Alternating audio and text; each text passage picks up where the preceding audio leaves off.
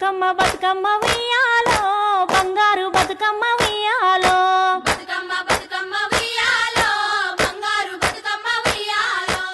నమస్తే అండి, కవిత గారు ఎలా ఉన్నారు? హలో అమ్మ, హవ్ యూ? గుడ్. ముందుగా మీకు బతుకమ్మ శుభాకాంక్షలు. బతుకమ్మ అంటే కవిత, కవిత అంటే బతుకమ్మ ఎలా అనిపిస్తోంది? తెలంగాణ వచ్చినాక థర్డ్ వన్. ముందుగా హెచ్ఎంటీవీ ప్రేక్షకులందరికీ కూడా బతుకమ్మ పండుగ శుభాకాంక్షలు. థర్డ్ ఇయర్ మీరు అన్నట్టు తెలంగాణ వచ్చిన తర్వాత చేసుకుంటున్నాం. Very happy. అంటే ఎట్లా అయితే ఉద్యమ కాలంలో కలలు కన్నామో తెలంగాణ వస్తే ఇది చేసుకోవాలి, అది చేసుకోవాలి, అవి ఒక్కొక్కటి నెమ్మది నెమ్మదిగా చేసుకుంటూ వెళ్ళడం, దాంతో ఇంకా హ్యాపీగా పండుగలు సెలబ్రేట్ చేసుకోవడం.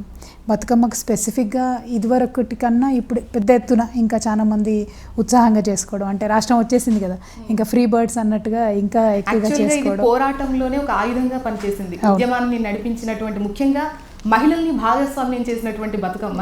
అయితే ఎప్పుడైతే తెలంగాణ వచ్చేసింది, మళ్ళీ బతుకమ్మను అంత పెద్ద ఎత్తున ఉంటుందా అనుకుంటున్నటువంటి తరుణంలో దానికి అంత ఇంపార్టెన్స్ ఇచ్చి అంతే ప్రాధాన్యతతో ఈ సంస్కృతి అనేది నెక్స్ట్ తరాలకు కూడా అందించేటువంటి ప్రయత్నం అనేది బాగుంది. మొన్న కూడా ఒక బతుకమ్మ పాటలకు సంబంధించిన సిడి ఆవిష్కరణ కూడా జరిగింది. కొత్త కొత్త పాటలు వస్తున్నాయి. Very true. అంటే చాలా మంది ఏమనుకున్నారంటే తెలంగాణ వచ్చిన తర్వాత ఇంకా సంస్థలన్నిటికీ పని ఏముంటుంది, ఏం చేయాలి అనుకున్నారు. కానీ నేను మొదటి నుండి తెలంగాణ జాగృతి కార్యకర్తలకు కానీ తెలంగాణ ప్రజలకు కానీ చెప్తూ వచ్చాను, ఎప్పుడైతే రాష్ట్రం ఖచ్చితంగా వస్తుంది ఏదో ఒక రోజు, కానీ వచ్చిన తర్వాత మనం ఇవన్నీ ఆపకూడదు. ఎందుకంటే ఏ సోయితోనైతే, ఏ కాన్షియస్నెస్తోనైతే మనం ఇవన్నీ సాధించుకున్నాము అంటే తెలంగాణ ఐడెంటిటీ, తెలంగాణ అస్తిత్వాన్ని నిలబెట్టడానికి ఈ సాంస్కృతిక ప్రతిరూపాలన్నీ తీసుకొచ్చాం. మరి రాష్ట్రం వచ్చింది కదా అని అన్నింటిలో వదిలేయకూడదు కదా. రాష్ట్రం వచ్చింది కాబట్టి ఇంకా ముందు తరాలకు ఇంకా స్ట్రాంగ్గా చెప్పాలి. అది బతుకమ్మ కావచ్చు, బోనం కావచ్చు, మన ఉండేటటువంటి ఎన్ని ప్రత్యేకతలు ఉన్నాయో అన్నిటినీ కూడా కాపాడుకుంటూ ముందుకెళ్లాల్సిన బాధ్యత అయితే మన మీదే ఉంటుంది. సో రాష్ట్రం వచ్చింది కాబట్టి ఇంకా ఫ్రీగా, ఎందుకంటే ప్రభుత్వం కూడా ఇప్పుడు సహకరిస్తుంది కాబట్టి, ప్రభుత్వంలో ఏ పార్టీ ఉన్నా సరే అది మన తెలంగాణ వాళ్ళే అయి ఉంటారు కాబట్టి సర్టెన్లీ చాలా ఇంకా ఎక్కువగా పెద్ద ఎత్తున వైభవంగా చేసుకోవాల్సిన అవసరం అయితే ఉందని నేను భావిస్తున్నాను. అందుకే జాగృతి నుండి కార్యాచరణ కంటిన్యూ అవుతుంది. ఎవ్రీ ఇయర్ ఎట్లయితే మేము ఒక 9-10 పాటలతో సీడీలు రిలీజ్ చేస్తాము, ఈసారి కూడా మళ్ళీ ఒక మంచి కొత్త 9 పాటలను తీసుకొచ్చి వాటితో పాటు సీడీ రిలీజ్ చేశాము. ఈసారి ఇంకా పెద్ద ఎత్తున ప్రతి నియోజకవర్గంలో కూడా 9 రోజులు, అంటే ఇంతకుముందేమో తెలంగాణ మొత్తం మీద 9 రోజులు చేసేవాళ్ళము, ఇప్పుడు మాత్రం ప్రతి నియోజకవర్గంలో కూడా 9 రోజులు పండుగ నిర్వహిస్తూ ఉన్నాం. అట్లానే 9 దేశాల్లో కూడా పండుగలు నిర్వహిస్తూ ఉన్నాం వివిధ సంస్థలతో కలిసి. సో ఇది ఒక కొత్త డైమెన్షన్ జాగృతి నుండి. ఎందుకంటే ఈసారి కొత్తగా విదేశాల్లో కూడా రష్యా ఇవి మొన్న నేను కూడా చూశాను. మరి ఈ 9 రోజులు అంటే ఇక నియోజకవర్గాలలో కూడా 9 రోజులు అంటే పెద్ద ఎత్తున చేయబోతున్నారు. మరి వీటి కార్యాచరణ ఎలా ఉండబోతోంది? అంటే మా సంస్థ కార్యాచరణ చాలా విస్తరించిందండి. సంస్థలో కార్యకర్తల సంఖ్య పెరిగింది, సంస్థ కోసం పనిచేసేవారి సంఖ్య పెరిగింది. కాబట్టి ఇవాళ ప్రతి నియోజకవర్గంలో కూడా మేము 9 రోజులు చేయగలిగేటటువంటి స్థాయికి తెలంగాణ జాగృతి సంస్థ ఎదిగింది. కాబట్టి నాకు చాలా సంతోషంగా ఉంది. సో మా కార్యకర్తలందరూ కూడా దీన్ని ముజాన వేసుకొని ముందుకు తీసుకెళ్తూ ఉన్నారు. ప్రజలు ఎప్పుడు కూడా తెలంగాణ జాగృతితో పాటు ఉండి సహకరించారు. ముఖ్యంగా మహిళలు అయితే చాలా ఇష్టంగా జాగృతిని చూసుకుంటారు. నాకు జాగృతి పెట్టినప్పటి నుండి ఇప్పటివరకు చాలామంది చెప్తారు, మా పాపకు జాగృతి అని పేరు పెట్టుకున్నాం, మా పాపకు కవిత అని పేరు పెట్టుకున్నాం అని చెప్తూ ఉంటారు. So feel very happy. అంటే మా ఫ్యామిలీలో ఒకరుగా మనల్ని భావించడం అన్నది అది ఎంతో కష్టపడితే కానీ, ఎంతో అదృష్టం ఉంటే కానీ దొరకదు. కాబట్టి అట్లాంటి మంచి యాంబియన్స్ ఇప్పుడు తెలంగాణలో క్రియేట్ అయింది. జాగృతి సంస్థ కూడా విస్తరించింది. ముఖ్యంగా తెలంగాణ ఆడబిడ్డలకు మాత్రం ధన్యవాదాలు చెప్పాలి. బతుకమ్మ అనగానే అందరూ కలిసి వస్తారు. మరి ఈ బతుకమ్మను మీరు ఎలా నిర్వచిస్తారు? ముఖ్యంగా నాకు బాగా నచ్చేది ఏంటంటే సహజత్వం. అంటే మనం మనుషులం సహజంగా ఉండాలి, ప్రకృతికి దగ్గరగా ఉండాలి. అది మర్చిపోయి మనం వేరే పనులు చేస్తాం. కానీ బతుకమ్మ మళ్ళీ మనకు ఒకసారి గుర్తు చేస్తుంది అనమాట. పూల ఇంపార్టెన్స్ ఏంటి, ఈ పూలను తీసుకెళ్ళి నీళ్ళలో ఎందుకు వేయాలి, వాటి ఇంపార్టెన్స్ ఏంటి, సహజంగా అందరితో నవ్వుతూ తుల్లుతూ ఆడుతూ పాడుతూ ఎట్లా ఉండాలి అనేటువంటి అన్నీ గుర్తు చేస్తుంది. సో నాట్ ఓన్లీ ప్రకృతితో ఉండే సహజత్వమే కాకుండా మనలో మనకేం చేస్తాం, కొన్ని ఈగోస్, కొన్ని కృత్రిమత్వాలు పెట్టుకొని నువ్వు గొప్ప, నేను ఇది, నువ్వు ఈ కులం, నేను ఆ కులం కలవం. కానీ బతుకమ్మ అందరినీ కలుపుతుంది. సో ఈ కులం ఆ కులం, వీళ్ళు వాళ్ళు, పేద గొప్ప అని ఏమి ఉండదు. అందరం కలిసి బతుకమ్మ ఆడుకుంటాం, ఊర్లో అయినా ఎక్కడైనా. సో దాంతో ఒక మళ్ళీ మనకు బ్యాక్ టు న్యాచురల్ ఇది కనపడుతుంది అనమాట. సో ఆ సహజత్వాన్ని మనుషుల్లో నింపే పండగగానే నేను చూస్తాను, నేను ఇష్టపడతాను బతుకమ్మని. ఇంకొక ముఖ్యమైన కోణం నాకు బాగా నచ్చేది ఏంటంటే, చాలా పండుగలు ఉంటాయి, చాలా పాటలు ఉంటాయి, కానీ ఆ పాటలు మహిళల కోణంలో ఉండవు, కానీ బతుకమ్మలో ప్రతి పాట కూడా ఆడపిల్ల కోణంలోంచి ఆ అమ్మాయి ఆలోచనలే పాట రూపంలోకి వస్తాయన్నమాట. సో అన్న వచ్చాడు, నీళ్ళు ఇచ్చాను, అన్న ఎప్పుడు వస్తాడో, ఎట్లా వస్తాడో, అమ్మ ఎట్లా ఉందో, పుట్టింటికి వెళ్ళాలి అన్నీ, లేకపోతే ఈ సొమ్ములు పెట్టుకోవాలి, ఆ సొమ్ములు పెట్టుకోవాలి, ఇట్లా అవన్నీ కూడా తెలంగాణలో ఒక గొప్ప విషయం ఏంటంటే అది గర్వంగా చెప్పుకోవాల్సిన విషయం, ఆడపిల్లకు ఉన్నటువంటి ఇంపార్టెన్స్. అది అద్భుతం. ఆ ఇంట్లో ఆడపిల్లని ఎంత చక్కగా అంటే సమానత్వం అనకన్నా ఇంకా ప్రైడ్ గా చూస్తారు, గొప్పగా చూస్తారు. అది చాలా నిజంగా గర్వించదగ్గ విషయం.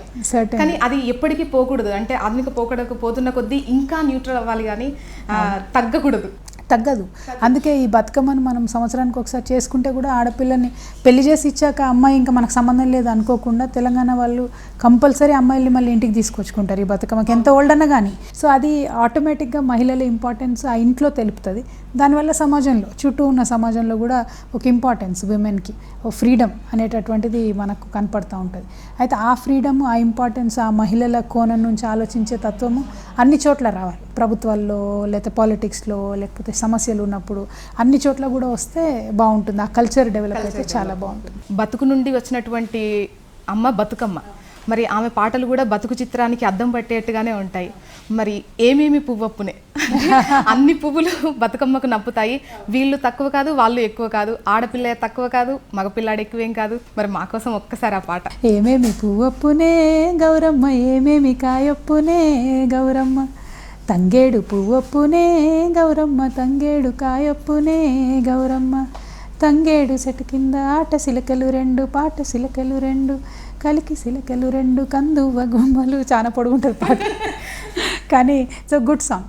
అంటే మీరు అన్న పూల ప్రస్తావన తెస్తే నాకు బాగా నచ్చింది ఏంటంటే తంగేడు, గునుగు ఇవి పూజ చేయరు, ఎవరు పట్టించుకోరు, ఎవరు పెంచరు. అంటే ఖరీదైన పూలు కాదు ఇవి, గులాబీలు కాదు, మల్లెలు కాదు, కానీ వాటిని కూడా ప్రేమించడం, వాటిలో ఉండేటటువంటి మంచి గుణాలను కూడా తీసుకోవడం అనేది తెలంగాణ ప్రజలకు సహజంగా వచ్చింది.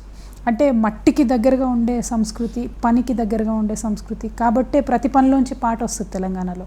సో ఆ సంస్కృతిని చూపించేటటువంటి పండగ కాబట్టి చాలా మంచిగా అనిపిస్తుంది. అంటే సేమ్ ఎట్లయితే గునుగును తంగేడిని పట్టించుకోమో అట్లా పేదవాడైనా గొప్పవాడైనా, ఈ కులమైన ఆ కులమైన అందరం కలిపి వెళ్ళాలి అనే మెసేజ్ చాలా పవర్ఫుల్గా ఉంటుంది. అంటే 10 స్పీచ్లు ఇచ్చి చెప్పింది వేరు, ఒక బతుకమ్మ ఎత్తుకొని చూపించింది వేరు. సో దానికి దీనికి చాలా వ్యత్యాసం ఉంటుంది.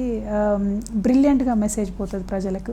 సో హోప్ఫుల్లీ మంచి తెలంగాణ సమాజం నిర్మించడానికి బతుకమ్మ దోహదపడుతుందని నేను అనుకుంటున్నాను. యాక్చువల్గా పండగలు అంటే ఇంట్లోనే గడపాలని ఉంటుంది, బట్ పండగలప్పుడు మీకు ఎక్కువ పని ఉంటుంది. ఒకప్పుడు యంగ్గా ఉన్న పిల్లలు, ముఖ్యంగా యువతులు, ఇది నాకు ఆడరాదు అని పక్కకు కూర్చునేవాళ్ళు. కానీ ఇప్పుడు చక్కగా వాళ్ళు వచ్చి కొడుతూ ఆడుతూ ఉంటుంటే వరే వా ఎంత బాగుంది అనిపిస్తుంది. అదే కదా నేను కావాలనుకున్నది, అదే జాగృతి నుండి నెక్స్ట్ జనరేషన్కి ఈ పండగ అందించాలి, ఒక 100 సంవత్సరాలు ఇది నడవాలి అని నేను అనుకున్నాను. ఆ నెక్స్ట్ జనరేషన్కి మనం అందించగలిగినాం. ఫస్ట్ డే 1 నుంచి నేను అదే చెప్తూ వచ్చా, యంగ్ జనరేషన్ పాటలు నేర్చుకోవాలి, యంగ్ జనరేషన్కి అందాలి అని. సో లక్కీగా అది అందుకున్నారు. మీరు అన్నట్టుగా ఇప్పుడు ఎక్కడికి వెళ్ళినా కూడా మంచిగా వాళ్ళు ట్రెడిషనల్గా రెడీ అయ్యి వచ్చి వాళ్ళే రకరకాల స్టెప్పులు నాకు నేర్పించి, ఊరికి వెళ్తే గోల వాళ్ళు ఈ స్టెప్ వేయండి, ఆ స్టెప్ వేయండి అని.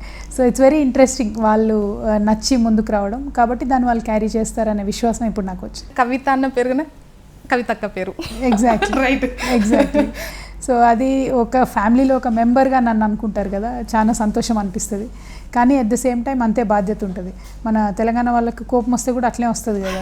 సో అడుగుడు కూడా గట్టిగానే అడుగుతారు ఏదైనా పని కాకపోతే. బట్ నాకు అయినా చాలా మంచిగా అనిపిస్తుంది, ఎందుకంటే ఆ ఫ్రీడమ్ అన్నది ఓన్లీ ఫ్యామిలీ మెంబర్స్ మధ్యలో ఉంటుంది.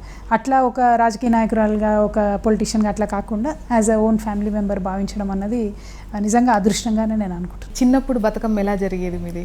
చిన్నప్పుడు చాలా బాగా, చాలా లైవ్లీగా, మంచిగా మా ఊర్లో చెరువు కట్టకు ప్రతిరోజు 9 రోజులు పోయి చాలా హ్యాపీగా ఉండేది.